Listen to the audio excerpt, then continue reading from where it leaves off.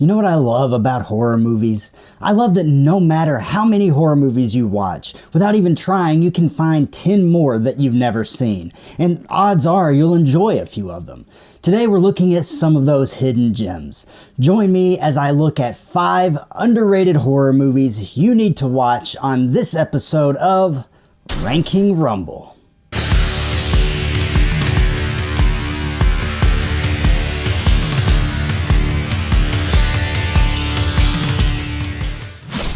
Welcome back to WWH. My name is Andrew Dreamer. I love looking at these horror movies that just don't get the attention and recognition they deserve. We all like different things for different reasons, so it makes sense that not everybody is going to find the same enjoyment in these movies that I do. But my hope is that maybe you'll find something here you haven't seen before that piques your interest. Now, I have done a few of these videos before. We've looked at underrated found footage movies, underrated 80s slashers, which could be an entire series all on its own, and we've done a more general look at hidden gems as well. That's what today will be too. I'm really excited to dive into this rumble, so I don't want to waste too much time. But first, be sure to body slam that subscribe button as hard as you can so you never miss any of the hard-hitting, chill-inducing 5-star matches we have here at WWH. Also, go ahead and let me know in the comments what you think is the most underrated horror movie of all time. It is bell time though, so grab your popcorn and make your way to your seat. Let's head down to the ring. Starting us off at number 5 is Megan is Missing. This 2011 found footage film was written and directed by Michael Goy. It stars Rachel Quinn and Amber Perkins as Megan Stewart and Amy Herman respectively. They play teenage best friends who become involved in a terrifying situation after Megan meets a boy online.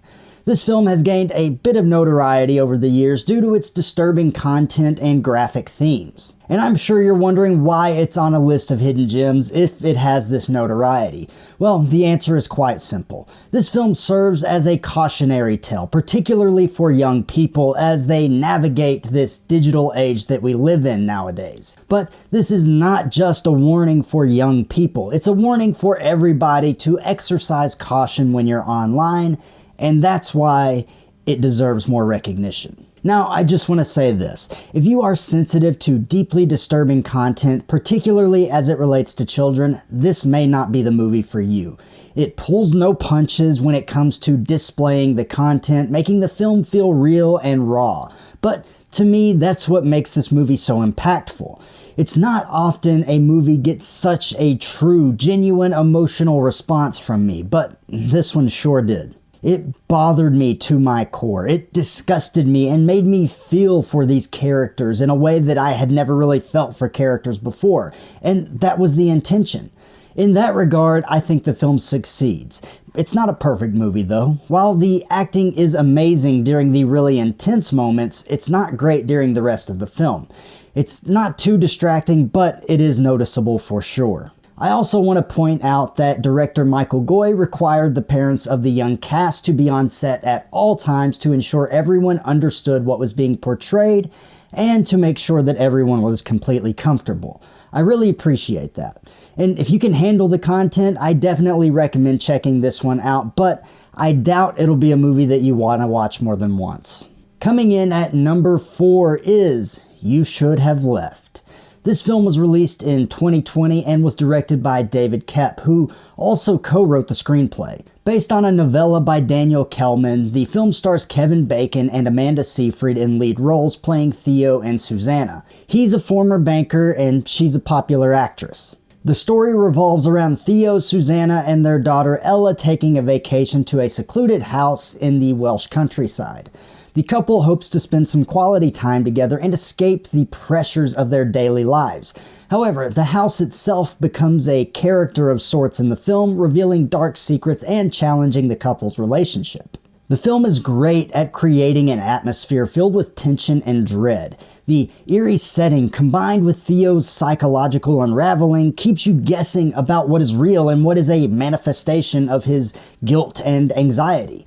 Upon its release, the movie did receive a lot of mixed reviews. Some people praised Bacon's performance and the atmosphere of the film. Others say it didn't quite live up to its full potential. It's no secret that I have a soft spot for Kevin Bacon. I've been a huge fan of his ever since I first watched Tremors as a kid, and I always keep an eye out for his new work, especially when it comes to horror, and I love that he is not afraid to dive into that world. I mentioned that in the last episode, and that's partly what inspired this one. Overall, You Should Have Left presents a thought-provoking blend of psychological horror and emotional depth, exploring how past traumas can haunt people in their present lives. If that's something that you're interested in, I think you'll enjoy this one like I did. Personally, I think Kevin Bacon's performance alone is worth the watch. Number 3 in this ranking rumble is Frozen.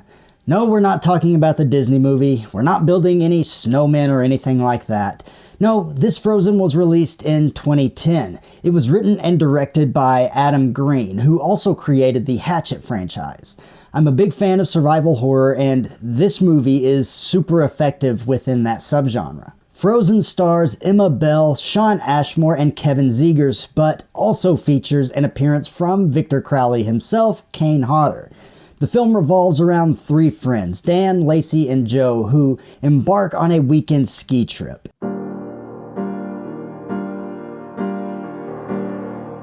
Way to go, a-hole!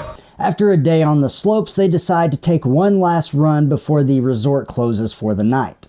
Unfortunately, they find themselves stranded on a chairlift when the ski resort shuts down and the operators leave for the evening.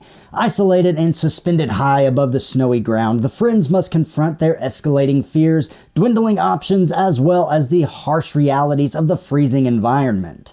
Anybody who has ever gone skiing has thought about this happening, I can promise you that. The film received generally positive reviews upon its release, with many praising its suspenseful atmosphere and strong performances.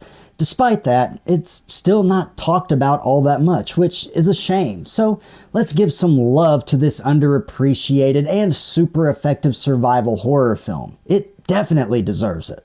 Next up at number 2, we have Bait. Look, I'm a huge fan of shark movies, and during the summer of 2023, I did a series of reviews on some different ones.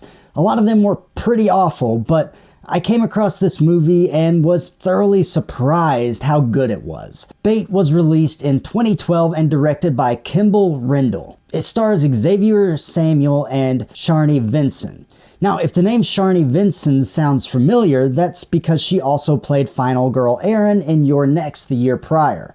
The story begins with a group of people who find themselves trapped in a submerged supermarket after a massive tsunami hits the coast of Australia. Among the survivors are a diverse cast of characters, including ex-lovers, criminals, and even a family, each with their own motives and backstories. As they struggle to escape the flooding supermarket, they soon discover they are not alone. A great white shark, drawn by the chaos and bloodshed, begins to hunt the survivors trapped in the store. The film escalates into a desperate fight for survival as these characters must confront both the dangers of the shark lurking below and their own personal conflicts. The film also features some pretty good special effects, which unfortunately is not usually the case for shark movies. There are some character development issues though, but I think that comes from just having so many characters in such a small space. Overall, Bait is really engaging and is a breath of fresh air for those of us who are always searching for a good shark movie, so check this one out if you haven't seen it. Our final entrant today is going to be Theatre of Blood. This is a 1973 British horror comedy film directed by Douglas Hickox and features the legendary horror actor Vincent Price in the lead role. I love how this film mixes dark comedy with gruesome revenge, showcasing Price's unique talent for blending charm with sinister undertones. It's a lot of fun, honestly. The narrative follows Edward Lionheart, played by Vincent Price. He's a Shakespearean actor who is driven to madness after being snubbed by the members of the Theatre Critics Guild. In a tragic turn of events, Lionheart decides to take revenge on the critics who judged him harshly.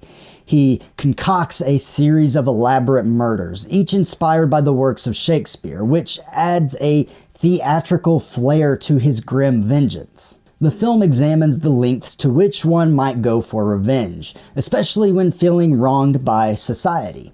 Lionheart's descent into madness reflects the fine line between artistic passion and insanity, particularly in the world of performance. The film received positive reviews for its clever writing, dark humor, and Vincent Price's captivating performance. Many fans of horror and classic cinema regard Theater of Blood as one of Price's best roles, and I fully agree. This movie came out before slasher movies really became popular, but I would definitely call it a slasher. This is a movie that I just happened to stumble across several years ago, and I absolutely loved it. But after I watched it that first time, I could never find it again. Luckily, though, I was finally able to get my hands on it. Overall, Theater of Blood stands as a distinctive film that combines elements of horror, comedy, and classic literature. Its unique premise and Vincent Price's memorable performance make it a fascinating watch. Unfortunately, I rarely hear anybody even mention this movie. I would love for it to get more recognition and be appreciated for the amazing film it truly is, and that is why Theater of Blood is number 1 on this list. But there you have it. Those are 5 underrated horror movies that you need to watch. What did you think about my picks for this list? What would your pick be for the most underrated horror movie of all time? Put your answer down in the comments below and let's have a discussion. And I just want to say thank you all for joining me here today. If you're interested in Redcon One products, I have a discount code that you can use to save 20% off of your entire order, so be sure to check that out. You can also find all of my merchandise available at ProWrestlingTees.com/AndrewDreamer or right under the video here on the channel. Also, head over to Patreon and check out everything we've got over there. Consider joining us there, or you can become a member right here on YouTube. All of the links are in the description below. Don't forget to like the video, share the video, and subscribe to the channel so you never miss any of the action here at WWH. Now that we've talked about some horror hidden gems, what are my most anticipated horror movies of 2025? Luckily, you can find out by watching the video that is appearing on your screen now. And remember, in the squared circle of horror, there are no countouts for nightmares. My name is Andrew Dreamer, and this is Wrestling with Horror.